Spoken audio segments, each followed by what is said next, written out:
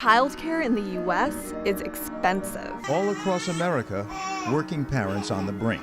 Getting to the point where you choosing between work and childcare. We have millions of working families. They are desperately searching for quality, affordable childcare. So expensive that in many states, paying for someone else to care for your kid costs more than college tuition. Many low-income workers are spending a significant percentage of what they earn on childcare. The U.S. Department of Health and Human Services says childcare should cost no more than 7% of a family's income. Overall, the cost of childcare has roughly tripled since 1990. Many families spend up to 40% of their income on childcare. Should I keep working or should I stop and be with my children? 1/3 of highly educated American women leave the workforce every year, and 74% of them say it's the lack of decent childcare that's the primary reason why. But poorer families, many of them Black and Latinx, have even fewer childcare options, especially single moms. Childcare costs can wipe out or nearly wipe out any economic benefit the woman would get from working. As a result, women will often stay out of the workforce to care for their child. If you take 1 year off, you forfeit or you lose about 15% of your earning power for the rest of your life. 3 years off, you lose 46%. The gender pay gap is largely because of motherhood.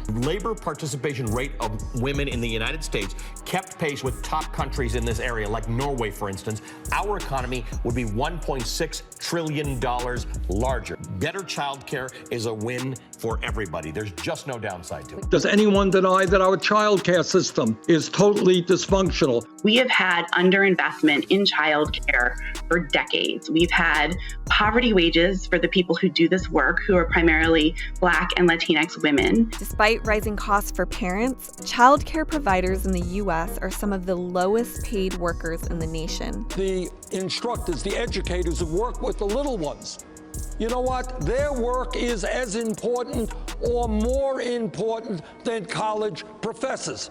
The median pay for childcare workers in the U.S. in 2018 was $23,000 a year, or $11.17 an hour. That's slightly less than animal caretakers like pet sitters and groomers. We have childcare workers who are making $8-9 an hour, who have no health insurance, who are not making a career of the important work they are doing. In Quebec, Canada, I could use universal $7 a day childcare from the day my son is born till he is ready to go to kindergarten. This government program in Quebec, created in the 90s, significantly improved women's employment rate. What other countries are doing and what we must do is say taking care of the littlest ones is one of our major priorities.